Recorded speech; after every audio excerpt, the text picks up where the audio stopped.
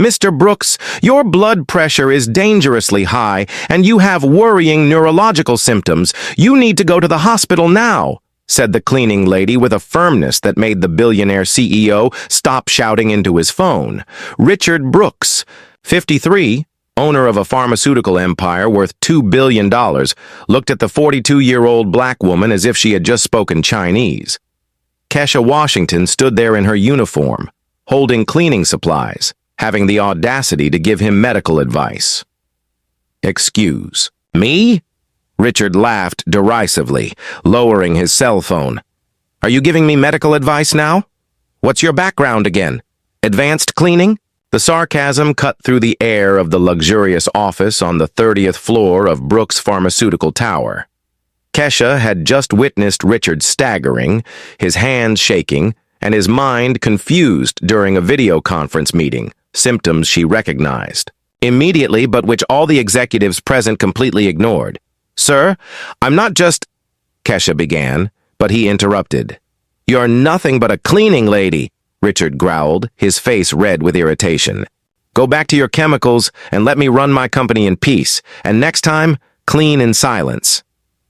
What Richard didn't know was that Kesha Washington had been a registered nurse for 15 years before losing everything in a fabricated scandal, a case of racial discrimination so brutal it forced her to take cleaning jobs to survive.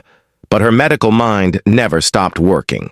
She had noticed the signs for weeks: slowed coordination, occasional slurred speech, and episodes of disorientation that Richard dismissed as business stress.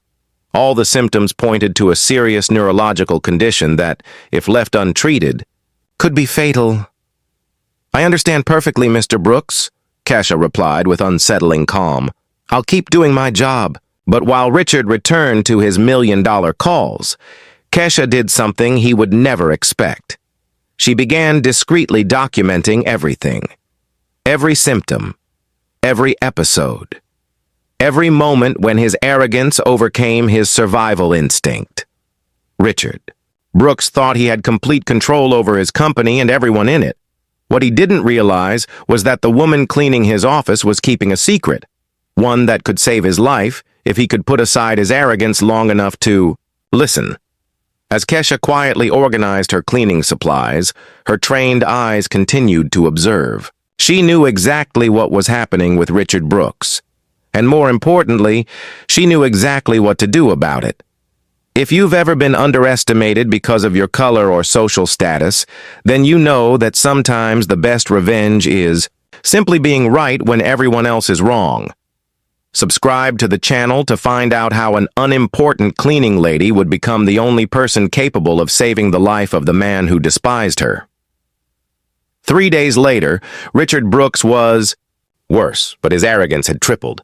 During an executive board meeting, Kesha witnessed him confuse the names of his own directors and repeat the same question 3 times in 10 minutes. When she discreetly approached to clear the conference table, she overheard fragments of the conversation that alarmed her. "Richard, are you okay?" "You seem confused today," James Morrison, the CFO, murmured with genuine concern. "Confused?" Richard exploded, slamming his fist on the table. "I'm perfectly fine. Maybe you're not keeping up with my thinking. I've always been 3 steps ahead of everyone." Kesha saw the subtle tremor in his left hand, the way he blinked repeatedly as if trying to focus his vision. Progressive neurological symptoms she had seen many times before while working in the neurology department at Metropolitan Hospital, before she was professionally destroyed. The scandal had begun 5 years ago when Kesha, then head nurse on the night shift, publicly questioned Dr. Mitchell Barnes's excessive opioid prescriptions. She had documented that black patients were consistently given lower doses of painkillers than white patients with identical conditions, while being more quickly labeled as drug seekers. "Are you accusing a respected doctor of racism?" asked hospital Director Dr. Patricia Wells during the disciplinary meeting. "Based on what scientific evidence?" "Based on 15 years of experience and 200 pages of detailed documentation," Kesha replied, placing her meticulous research on the table. But the internal investigation was a sham. Dr. Barnes was a personal friend of the CEO and a generous donor to the hospital. Instead of reviewing her evidence, they created an alternative narrative. Kesha was emotionally unstable and projecting personal racial issues onto medical practice. The final blow came when they claimed she had violated medication protocols, fabricated allegations they could never prove, but which were enough to destroy her career. Within 6 months, she lost her license, her reputation, and any hope of working in the medical field again. "People like you always think the world owes you something," Dr. Barnes had said on her last day, with a smile that didn't reach his eyes. "Maybe it's time to accept that some places just aren't for you." Now, 5 years later, cleaning the office of the most powerful man in the pharmaceutical industry, Kesha felt a bitter irony. Richard Brooks owned the company that manufactured the very opioids Dr. Barnes had selectively prescribed. "Are you still here?" Richard's sharp voice pulled her back to the present. The meeting was over, and he was watching her with irritation. "How long does it take to clean a desk?" "I'm sorry, Mr. Brooks. I was just being thorough." He laughed dismissively.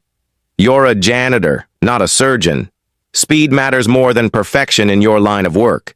Kesha nodded silently, but her trained eyes continued to register details. Richard's right pupil was slightly more dilated than his left. His verbal responses had a subtle delay. His fine motor coordination was clearly impaired. Classic signs of increased intracranial pressure. "And another thing," Richard continued, adjusting his tie with less precise movements than usual. "Next time you have the brilliant idea of giving me medical advice, remember that I pay some of the best doctors in the country. I don't need the opinion of someone who cleans toilets for a living." The casual cruelty of his words cut deep, but Kesha kept her expression neutral. She had learned to absorb humiliation without reacting, a skill developed over years of systematic discrimination. "I understand perfectly, sir," she replied, beginning to put away her cleaning supplies. But as she left the office, Kesha made a decision. That night, in her small apartment, she opened her laptop and began to type, not a formal medical report. She no longer had the credentials for that. Instead, she began something different. A detailed, anonymous letter to Richard's wife, Margaret. Brooks. Kesha had researched the Brooks family extensively. Margaret was a trained nurse, though she hadn't practiced in years. She would understand the medical terms and recognize the seriousness of the symptoms described. Each word was carefully chosen. Each symptom was documented with temporal precision. Each observation was backed up by specific behavioral evidence. She finished the letter at 3 o'clock in the morning, reread it 5 times, and slipped it into an unmarked envelope. Richard Brooks thought he had silenced another inferior person. What he didn't know was that he had just awakened something far more dangerous than anger. A trained nurse with a mission to save lives, even when those lives belonged to people who despised her. As Kesha sealed the envelope, a cold certainty settled in her chest. She would not allow Richard's arrogance to kill him. Not because he deserved to live, but because she had sworn to save lives. And some oaths transcend the treatment we receive from the people we save. What that billionaire CEO couldn't see was that every insult only strengthened the resolve of a woman who had already lost everything once and discovered she still had a lot to offer the world, if anyone was humble enough to listen. The letter arrived in Margaret Brooks' hands on a quiet Tuesday, delivered discreetly by an anonymous courier. Margaret, a nursing graduate from Johns Hopkins University, immediately recognized the clinical precision of the language and the seriousness of the observations described. Progressive neurological symptoms, impaired motor coordination, episodes of temporal confusion, she murmured, reading it for the 3rd time. Each word echoed the concern she herself had tried to express to her husband over the past few weeks, only to be dismissed with the same disdain he reserved for inferior people. Margaret knew Richard was different. The angry outbursts had become more frequent and irrational.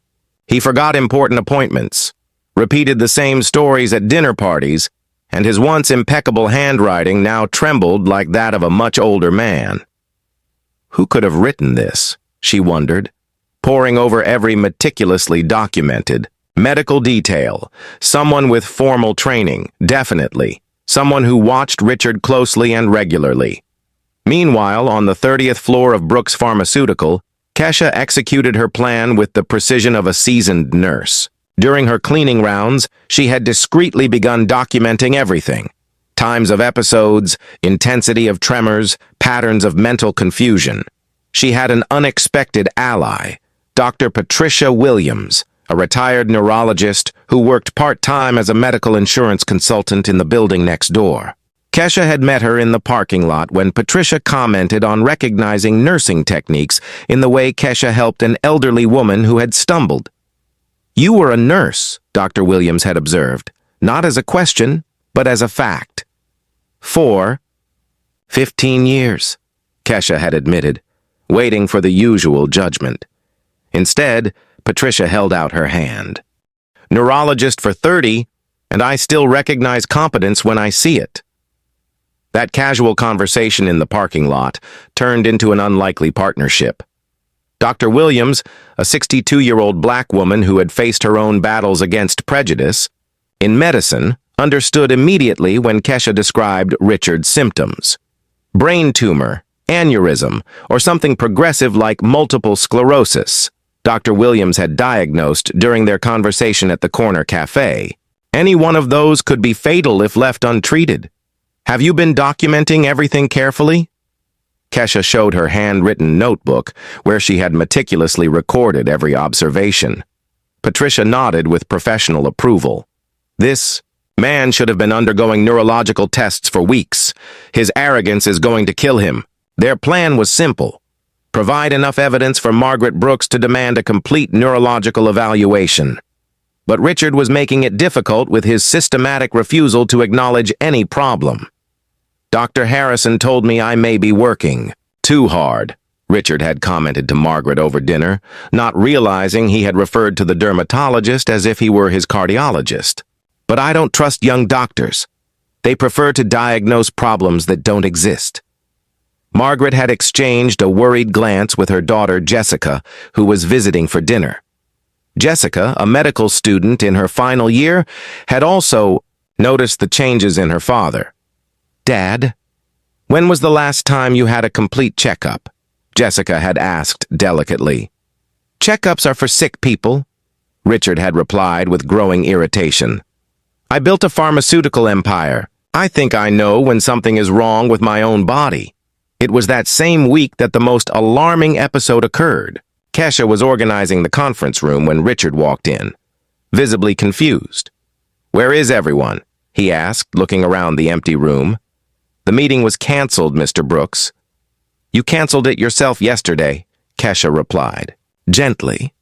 Richard stared at her with a blank expression, as if he didn't recognize her, even though she had been cleaning his office every day for 2 years. "Who are you?" he asked with a mixture of confusion and irritation. "I'm Kesha, from the cleaning staff." "Kesha?" He repeated her name several times as if trying to access a lost memory. You said something about doctors earlier?" For a terrifying moment, Kesha saw in Richard's dilated pupils the same lost look she had witnessed in neurological patients during her years in the hospital. The person behind those eyes was gradually disconnecting from reality. "Mr. Brooks, are you feeling all right?" she asked, momentarily forgetting her position. The question seemed to snap him back. "I'm fine," he growled, returning to his familiar hostile personality. "And you're not allowed to ask personal questions. Get back to your work." But Kesha had seen enough. That afternoon, she called Dr. Williams. "Time is running out," she said. "Today he didn't recognize me for several minutes. This isn't just arrogance, it's active neurological deterioration." "Then we need to speed up." "The plan," Patricia replied. I'll call Margaret Brooks directly. As a doctor, I can use professional concern as an excuse. That night, while Richard slept heavily, another worrying symptom Margaret had noticed, she received a call from Dr. Williams. Mrs. Brooks, this is Dr. Patricia Williams, neurologist. I've received some concerning information about your husband's symptoms, and I believe he needs immediate neurological evaluation. Margaret held the phone with trembling hands. Doctor, I've been trying to convince him to seek help, but he refuses to listen. I understand completely. Unfortunately, it's common for patients with neurological conditions to lose the ability to recognize their own symptoms. This is called anosognosia, a consequence of the disease itself. The conversation lasted 40 minutes. When she hung up, Margaret had a plan. The next day, she would do something she had never done in 25 years of marriage: confront Richard publicly in front of people whose opinions he valued. She invited the board of directors to an informal family meeting to discuss the company's succession. In reality, it would be a medical intervention in disguise. Kesha, discreetly cleaning the hallway adjacent to the conference room, listened as Margaret explained the situation to Jessica and the directors. My husband is sick, and his refusal to accept treatment is putting not only his life at risk, but also the future of the company. What none of them knew was that in the next 24 hours, Richard Brooks's life would depend entirely on the courage of a cleaning lady he had treated as invisible, a woman who, despite all the contempt she had received, was about to do something that would define not only her character, but possibly save the life of the man who had humiliated her the most. Sometimes the greatest revenge is not destroying someone. It is saving them despite their unworthiness, proving that your humanity is infinitely superior to the cruelty you have endured. But would Richard's pride allow him to accept help from someone he had always considered inferior? And what happens when saving a life means confronting an entire system that prefers to ignore the wisdom of those it considers worthless? The family. Intervention took place on a stormy Thursday, just when Richard was at his most vulnerable. Margaret had orchestrated everything with the precision of an experienced nurse. She invited the 5 top executives of Brooks Pharmaceutical to a strategic succession meeting at the family mansion. Richard descended the stairs, staggering slightly, trying to disguise his compromised coordination with deliberately slow movements. His left side was noticeably weaker, and his speech occasionally slurred at the edges of words. I don't understand why we need to discuss succession, he muttered to Margaret as he adjusted his tie with trembling fingers. I'm perfectly capable of running my own company. Of course you are, dear, Margaret replied, watching as he tried to tie his tie 3 times before achieving an acceptable knot. It's just preventive planning. In the boardroom, the directors immediately noticed the changes in Richard. James. Morrison, the CFO, exchanged worried glances with Sandra Phillips, head of operations, when Richard referred to the marketing director as that guy from the sales department. Richard, Dr. Williams, whom Margaret had invited as a medical consultant for executives, interjected, I've observed some troubling symptoms during our previous meetings. Tremors, temporal confusion, impaired coordination. There's nothing wrong with me. Richard exploded, slamming his fist on the table hard enough to knock over his coffee cup. I'm tired of unqualified people trying to diagnose me. That was the moment it happened. Richard tried to stand to demonstrate his perfect health, but his legs gave out completely.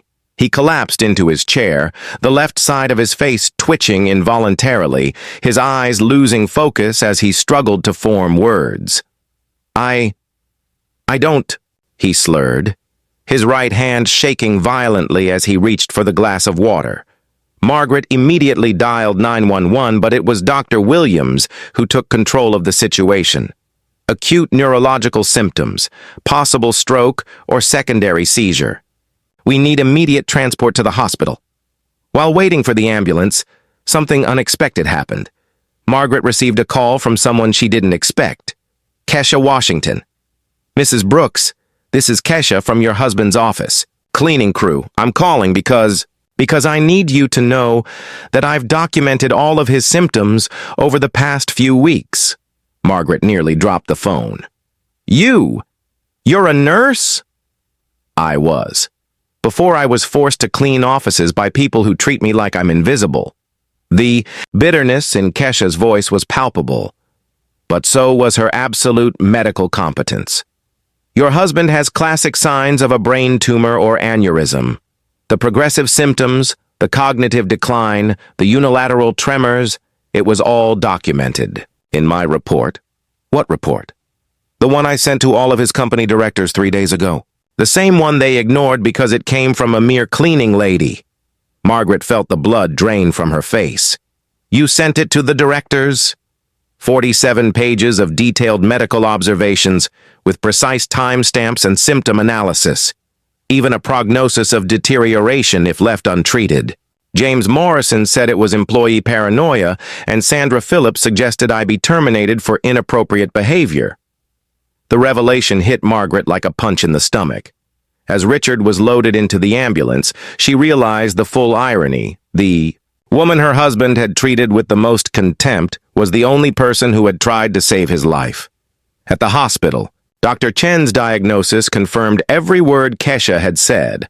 A slow bleeding brain aneurysm causing progressive neurological symptoms.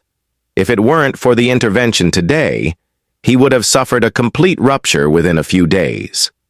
Death was almost certain. When Richard regained consciousness after emergency surgery, his first words were a hoarse whisper. Where is the cleaning lady?"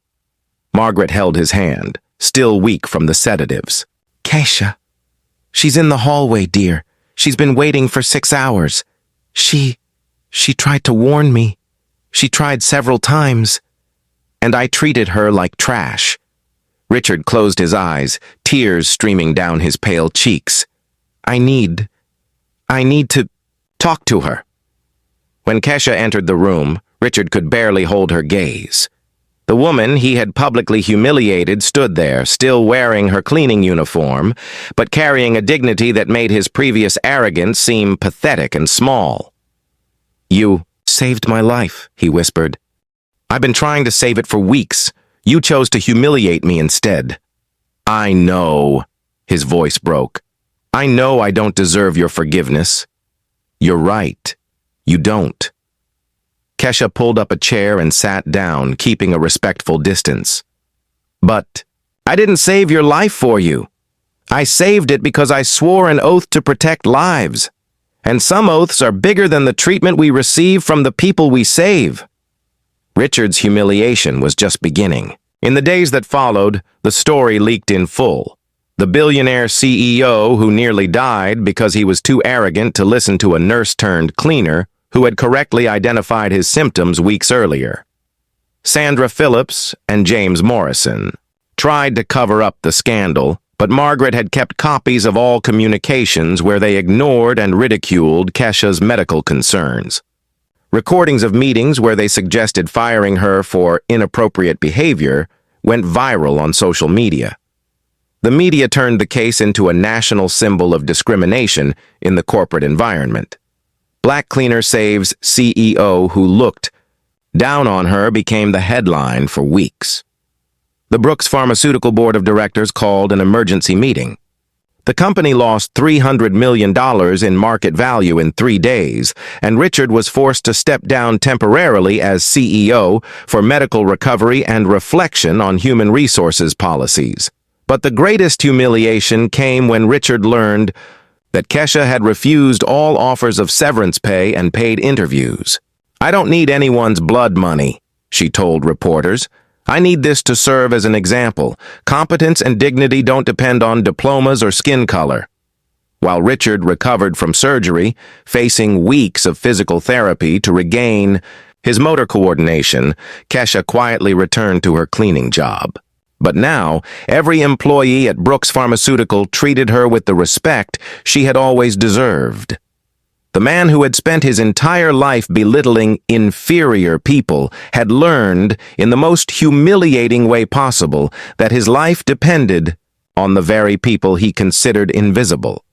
And the whole world was watching his lesson in humility play out on national news. But did Richard truly learn his lesson? And what would be the fate of the woman who proved herself greater than all? The prejudice directed at her? Sometimes the greatest revenge isn't destroying someone. It's forcing them to live knowing they owe their existence to those they always considered inferior.